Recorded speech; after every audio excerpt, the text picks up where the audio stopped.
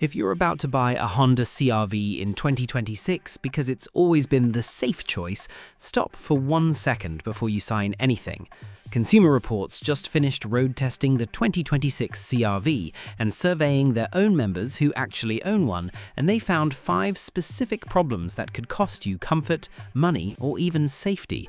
Not because the CR-V suddenly fell apart, not because of bad luck on one test vehicle, but because of choices Honda made for this exact model year that most shoppers walk right past on the lot. Welcome to the best automotive channel on YouTube. This is Atif Cars. Consumer Reports has been testing the Honda CR-V since the mid-1990s, back when this little SUV basically invented the small crossover category as we know it. They just put the 2026 model through their full road test, and on top of that, they surveyed real CR-V owners about how satisfied they actually are living with one. 2 different sources, 2 different angles, same vehicle. I want to be straight with you before we go further. Consumer Reports locks their exact road test score, their predicted reliability number, and their overall score behind a paid membership. I am not going to sit here and guess at those numbers for you, because a made-up number is worse than no number at all. If you want those precise scores, go to Consumer Reports' own website and unlock them yourself before you buy. What I am giving you right now is everything they made public, the 5 real reasons they say you should think twice, plus 1 alternative SUV they think deserves your attention first. Before we get into reason number 1, and trust me, that one is the reason that should actually worry you, do me a favor and hit subscribe. This channel exists for one purpose, to stop you from losing money on a car because nobody told you what to check first. That is exactly what we are doing right now. Let's start with reason number 5, the smallest of the 5, but it sets the tone for everything else we're about to cover. The cabin. On paper, Honda actually upgraded things for 2026. Every CR-V now gets a bigger 9-inch infotainment screen, replacing the cramped 7-inch screen from before. That bigger screen comes with a real volume knob, a dedicated home button, and wireless Android Auto and Apple CarPlay standard across the lineup. Read that on a spec sheet, and it sounds like Honda fixed the interior complaints. Here's the reality once you're actually sitting inside one. Consumer Reports' own testers found panel gaps, a plasticky steering wheel, rough edges where the trim pieces meet. They even found visible mold lines on the plastic. And that's not a typo, mold lines on a brand new SUV that just rolled off the line. The seats felt plain too, with less adjustment and less support than you'd find in rival small SUVs at the same price. And here's the part that should really bother you. Even on the EXL trim, where you're paying noticeably more, the interior still feels plain compared to similarly equipped competitors. So you're spending SUV money on a cabin that's still catching up to where the rest of the segment already is. Verdict: a bigger screen does not fix a basic interior. You're buying the whole cabin, not just the screen bolted into it. Reason number 4, ride comfort. The current CR-V suspension is tighter and more controlled than the last generation, and that part is a genuine improvement Consumer Reports gives Honda credit for. But controlled is not the same word as comfortable. Consumer Reports describes the ride as leaning firm, more taut than supple.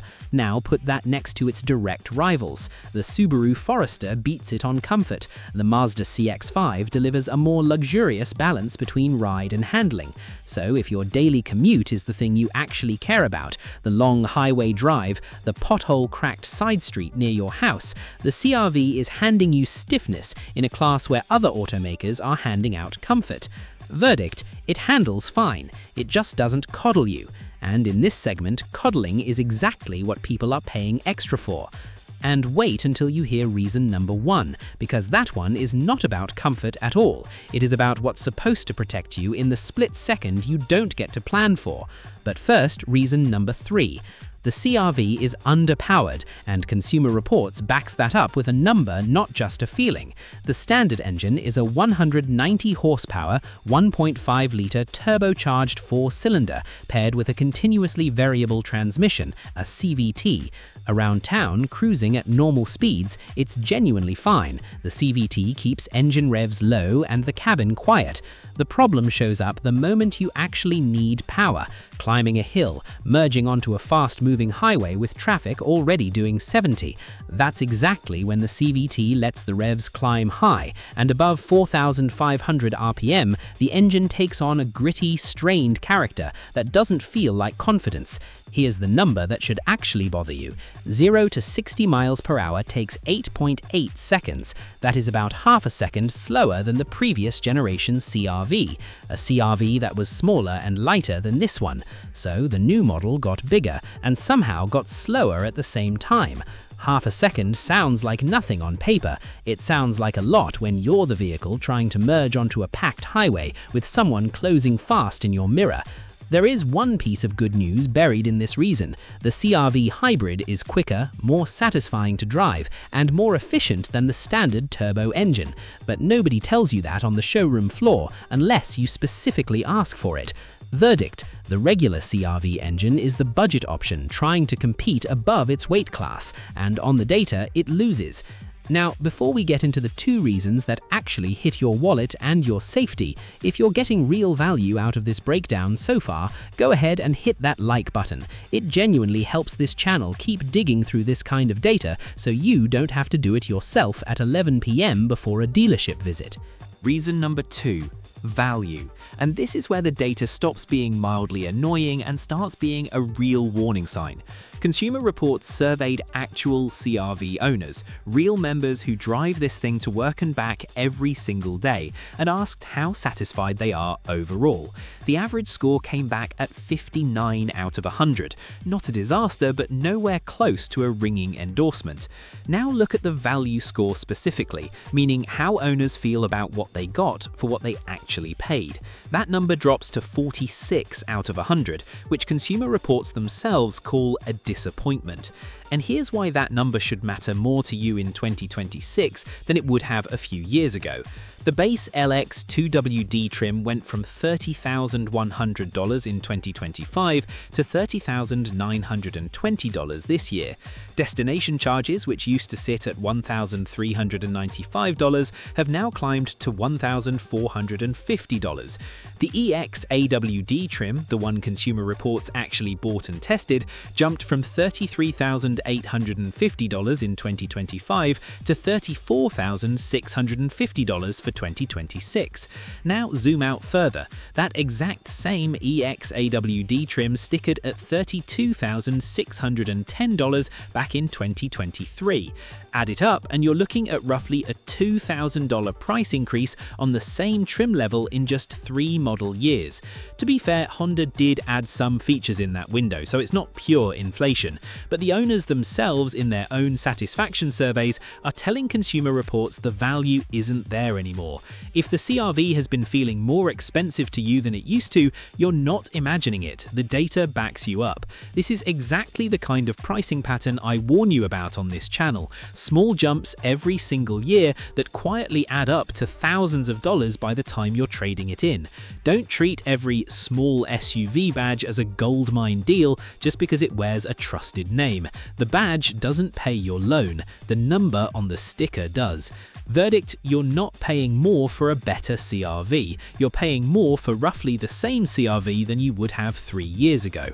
And now reason number 1, the reason that should actually worry you, because this one isn't about comfort or resale value, it's about what's standing between you and an accident you never saw coming. The base LX trim of the 2026 CR-V is still missing 2 features Consumer Reports says should be standard on every single new car sold today: blind spot warning and rear cross traffic warning. Think about what these 2 systems are actually doing in the background. Blind spot warning tells you the instant a car is sitting in the exact spot your mirrors can't show you. Rear cross traffic warning tells you when something is approaching from the side while you're backing out of a parking space completely blind to it. These aren't luxury add-ons anymore in 2026. They're the kind of feature that catches the mistake half a second before it becomes a phone call to your insurance company. And Honda still ships the cheapest CR-V trim on the lot without either one. Here's the genuinely good news. Every trim above the base LX trim does get both features standard this model year, so Consumer Reports' advice on this one isn't soft, it's blunt. Do not buy the base LX trim. Buy at least the EX trim level, full stop, no exceptions. Verdict: the cheapest CR-V on the lot is cheap for a reason, and that reason could matter in the 1 second of your life you don't get a second chance at. Now, here's the kicker. Consumer Reports almost buried as a footnote, but it might be the single most important line in this entire story. They didn't just hand you 5 reasons to hesitate on the CR-V, they pointed straight at its biggest rival. The all-new 2026 Toyota RAV4 just landed at dealerships, and Consumer Reports is in the middle of fully testing it right now. Here's what's different about it. The new RAV4 drops the regular gas-only 4-cylinder engine completely. Every single RAV4 now comes as either a full hybrid or a plug-in hybrid. There are 3 distinct styles: core, sport, and rugged, spread across 7 separate trims, which is a lot of choice on paper. The Woodland trim is specifically positioned to go head-to-head with the new CR-V Hybrid Trail Sport, and there's a brand new RAV4 GR Sport with sharper handling, more aggressive styling, and a tuned version of the plug-in hybrid powertrain. Consumer Reports hasn't finished testing it yet, so there's no final verdict to hand you, but read between the lines. Do not sign for a CR-V before you at least walk over and look at what just landed across the lot. Now, I want to be fair here because this channel isn't about trashing every car for views. Consumer Reports also laid out real reasons the CR-V still deserves a serious look, and you deserve the full picture, not just the scary half. The 2026 updates are genuine improvements, not gimmicks. That bigger 9-inch screen, the wireless charging pad, wireless Android Auto and Apple CarPlay standard across every single trim, the EXL gets a bigger 10.2-inch digital driver's display, there's a brand new Trail Sport hybrid trim that pairs a rugged exterior look with a genuinely efficient hybrid powertrain underneath. The interior room is still a real strength too. It's larger than a lot of small SUV rivals, with a genuinely generous back seat for passengers. And if a plain, simple interior bothers you less than a dash-spanning touchscreen and overly clever capacitive controls bother you, the CR-V's basic-feeling cabin might actually work in your favour instead of against you. So here's the actual move if you're still drawn to this SUV after everything we just covered. Skip the turbocharged engine entirely and go straight for the hybrid.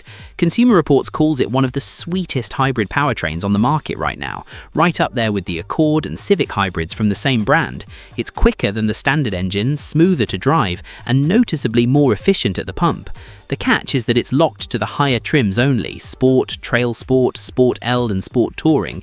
You don't get the hybrid on the cheap trims, period. There's also a financial detail most shoppers walk past without ever hearing about. Both the regular and hybrid CR-V are built in the United States, which makes them eligible for a new tax deduction on car loan interest, up to $10,000 applied on top of your standard deduction. That deduction is set to phase out after 2028, so it won't last forever, but if you're financing this vehicle, that's real money back in your pocket starting now. So here's exactly where that leaves you. The 2026 Honda CR-V is not a bad SUV, it's a flawed one. A basic cabin dressed up with a bigger screen, a ride that's controlled but not comfortable, a base engine that's underpowered for its own size, a value score that the owners themselves aren't happy with, and a base trim that skips safety technology Consumer Reports says every new car should have.